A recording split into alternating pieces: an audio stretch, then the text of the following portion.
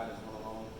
There are no other gods with him. The part is he reveals in the Quran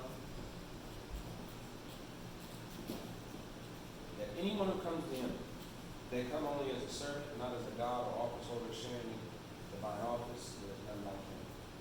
And we witness that Muhammad, to whom the Quran was revealed, is his servant and his messenger, and the last of the prophets, the seal of the prophets, mentioned in the Quran as the one, also mentioned in the Torah and the Gospel, and the Injil is the one who comes to purify the people and to relieve them of the yokes of slavery.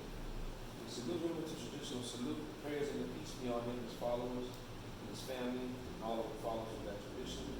And me. Once again, dear brothers and sisters, I greet you with the greetings of peace. Assalamu alaikum.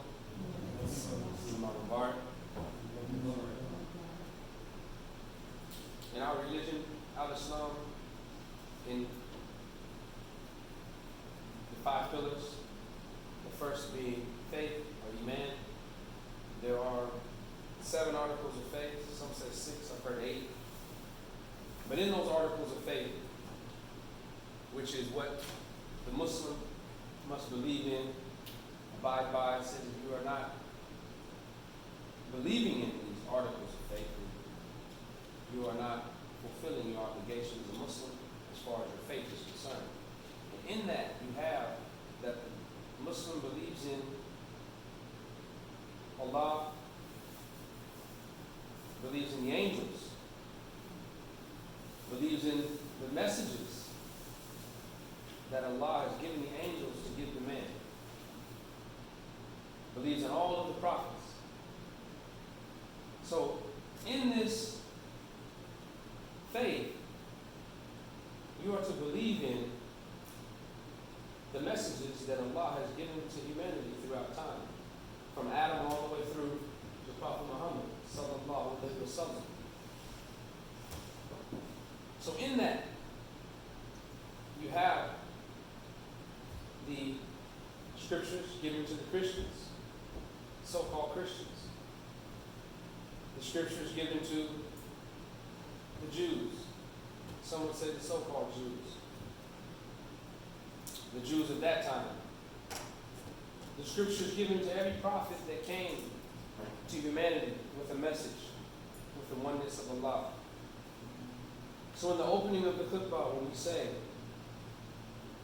and we witness that Muhammad, to whom the Quran was revealed, is a servant and a messenger and the last of the prophets, the seal of the prophets, mentioned in the Quran, also mentioned in the Torah, also mentioned in the Gospel, and all of the books. When you have a clear understanding of what Allah is revealing to humanity, when you study the Quran, then you understand that Prophet Muhammad, peace and blessings of Allah be upon him, was mentioned in the scriptures that came before the Quran as the one to come to fulfill Allah's plan for humanity, to fulfill Allah's obligation for the progression of humanity. And then all of the prophets from Adam all the way through to Prophet Muhammad were Muslims, submitting to Allah's will, following the divine order of Allah, falling in line with the order of creation. So I wanted to bring that up because oftentimes, and this is going to speak to my khutbah today, what happens is we get into our divisive understandings of religion. And we say, well, we're Muslims, and we don't follow. Or we're not Christians. We're not Jews. We're not this, we're not that. When you have a full understanding of the articles of faith, then it's not that you're not a Christian or you're not a Jew, but it's that you have a full understanding of what it means to be Christian and Jew. And the proper name for the Christian or the Jew is a Muslim. Just like the prophets, Adam was a Muslim, as it says in the Quran. Jesus was a Muslim. Moses was a Muslim.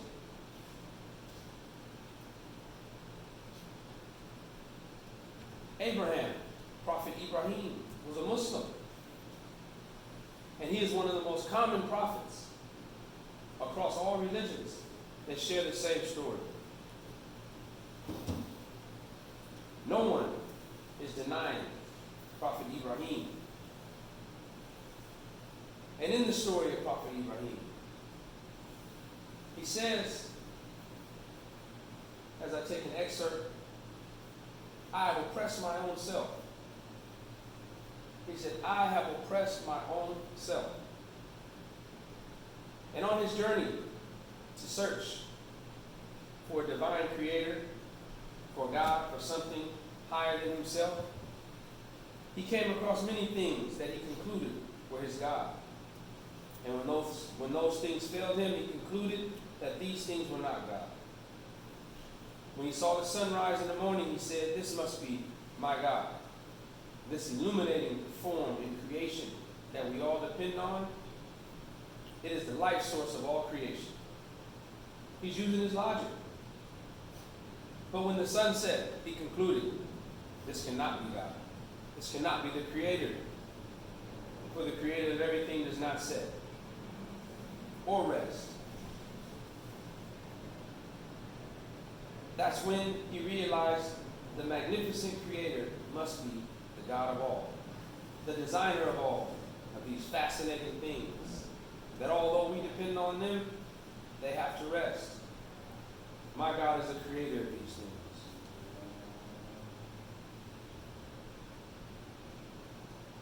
And there's more to that story, but for the sake of time, Imam Muwaffaq Muhammad said that Prophet Ibrahim was speaking for all humanity when he said, I have oppressed my own self. I have wronged my own soul. The oppression wasn't only trusting his own intellect, his own judgment, what he could see, what he could understand. The Quran says the worst form of oppression is false worship. Prophet Ibrahim in his journey worshipped other than Allah. It wasn't until he trusted that by putting his judgment aside, the truth would come to him. He trusted by setting his own personal understanding aside and implementing what Allah had in store for him, that he would reach the full understanding.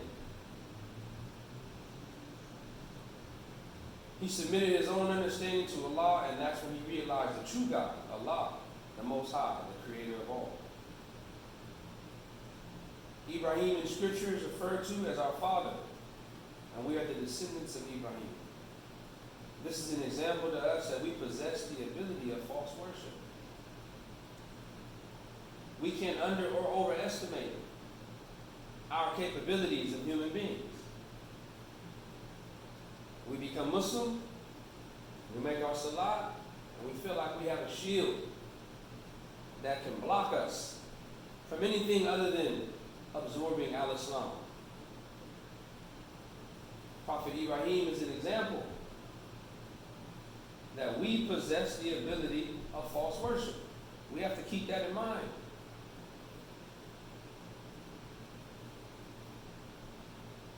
But through persistence and devotion, striving to search for the truth, as Prophet Ibrahim went on his journey in search of the truth, but he kept his search alive.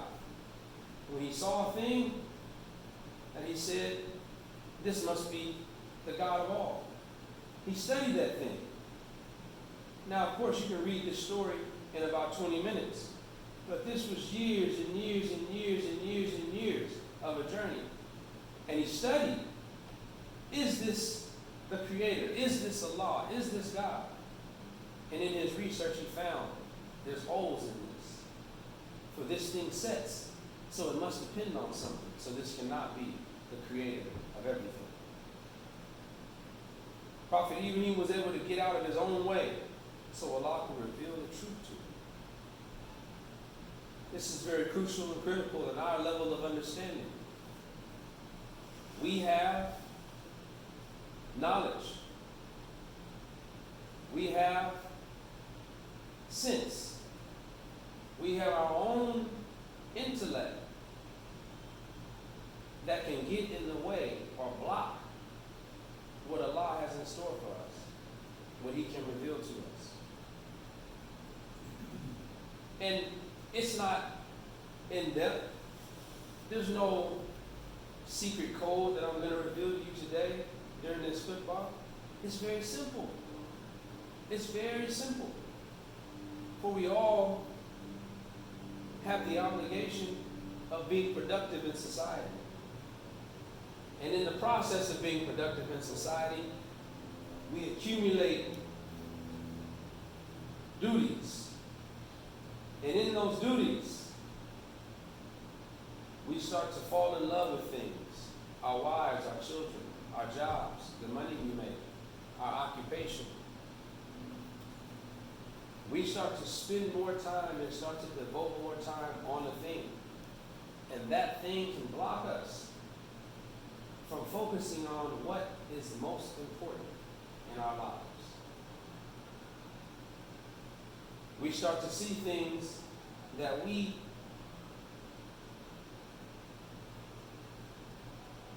feel give us a level of success.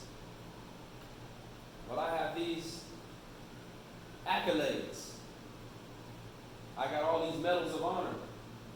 And people will give us affirmations, confirmations, gratitude for the things that we have accomplished, and will put us on high pedestals. We start to look at the things that we have accomplished as what has pushed us and given us success. But what does the Muslim say? What does the Muslim say? The same thing Prophet Ibrahim said. If I were to take these things off and throw them in the trash, what would they mean? If I'm on life support, I can't take all the money in the bank and bring it to the hospital and put it in the tube to keep me alive. So that is not what I should depend on. But what I should depend on is what created those things, what created me. So we conclude by using our intellect, by looking at the sacrifices that Prophet Ibrahim made. He sacrificed his own understanding. He set it aside so that Allah could reveal to him the truth. And this is the key moral to this story, one of the morals to this story, because Prophet Ibrahim is a very, very interesting prophet. And he's mentioned many times in the Quran, and his story stands out when you read the Quran. And we should study it and see a reflection of ourselves and how we should handle certain situations. But he's a prophet of sacrifice. That's the symbol of Prophet Ibrahim. So when we are able to set aside and understand how compared to the greatness of Allah, our own intellect is very, very small. And that our intellect only depends on Allah. And that's when we will be able to move out of the way and allow Allah to reveal His whole self to us, so that we can give Allah the necessary gratitude and praise Allah with the necessary praise. Please join me with yours and close the prayer call. ربنا آتنا في الدنيا حسنة وفي الآخرة حسنة وقنا عذاب النار. Our Lord, grant us good in this life and good in the hereafter. Save us from the fire of hell, our control passions.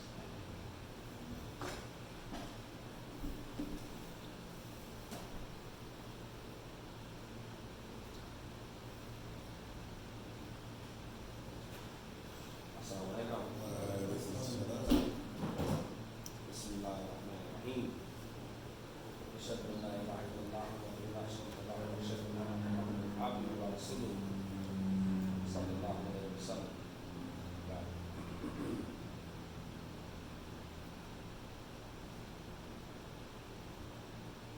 In the Quran, the glorious Quran, the noble Quran, in the 7 most often repeated verses, the Al-Fatiha, it says, Rabbil Alameen, Rabbil Alameen. Lord of all the worlds is loosely translated. And we know, those of us who study Imam Warqi Muhammad, that if you look at the Arabic, it also says, Lord of all systems of knowledge. Lord of all systems of knowledge. Rabb is the one who will provide for you the sustenance needed until you reach your full potential. So Rabbil Alameen is the one who will provide us the knowledge needed to grow. The one who will provide us the knowledge needed to grow. This religion, Al-Islam, is a universal religion. So we can't limit the knowledge in this religion. It's so broad it will feed us forever. As most of us know, any of us who've been Muslims for, let's just say, more than a year. The verse you read a year ago, you read that same verse today, it will reveal to you something else. It will have a different level of understanding. We never know it all. Scientifically, the brain, the human brain, they don't know the capacity of the human brain. There's no cap. You reach this level of knowledge, your brain can't intake any more knowledge or understanding. Scientifically. But what we can know enough of is enough. We can have a certain level of understanding to where we can excel our community, to where we can excel ourselves, progress society, and we can also know enough to compete in this society.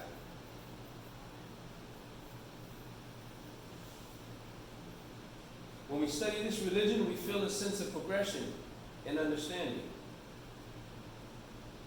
Things are revealed when you read the Quran that open up. It's like it unlocks things that have been hidden from you, or things that lay dormant within your soul. When you read the Quran, it brings all that stuff to the surface. You feel a sense of freedom when you read the Quran. You should. We are instructed to seek knowledge from the cradle to the grave, to seek knowledge to the depths of China.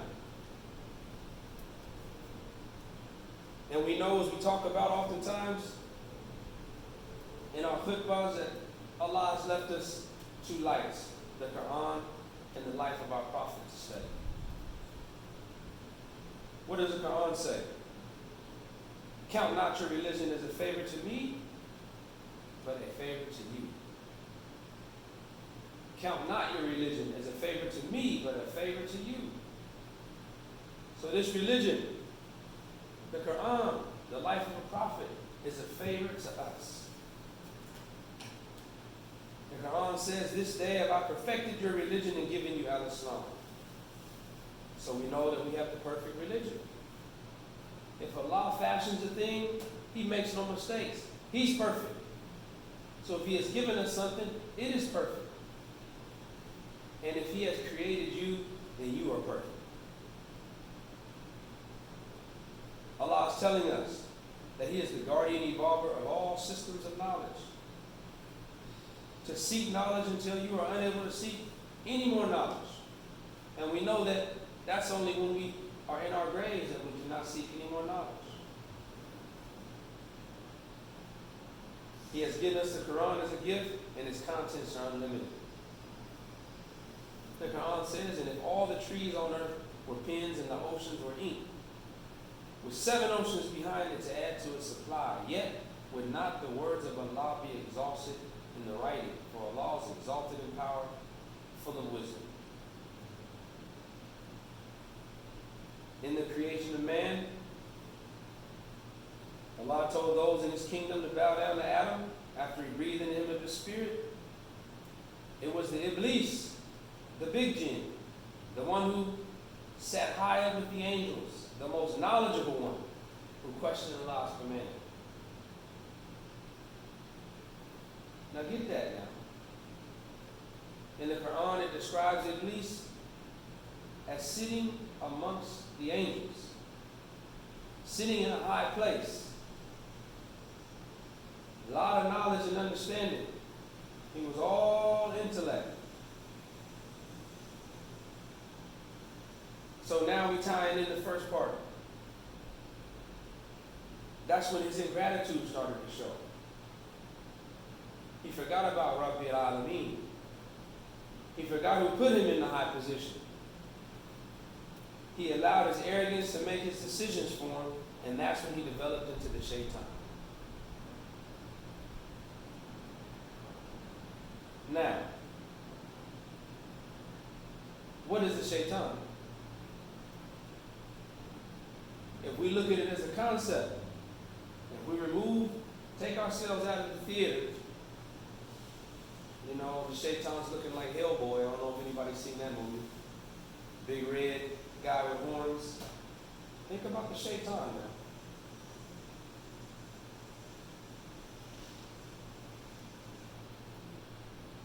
It mentions Iblis when Allah is creating man. He's not the shaitan yet. But in the creation of man, you have Allah fashioning the mind, which is another word for man, fashioning the mind, the intellect. And then, while he's doing that, comes along all of these attributes that make up the shaitan. Arrogance, greed, haughtiness, all these attributes that if you take the average human being, they possess those attributes also. Arrogance, a lack of humility.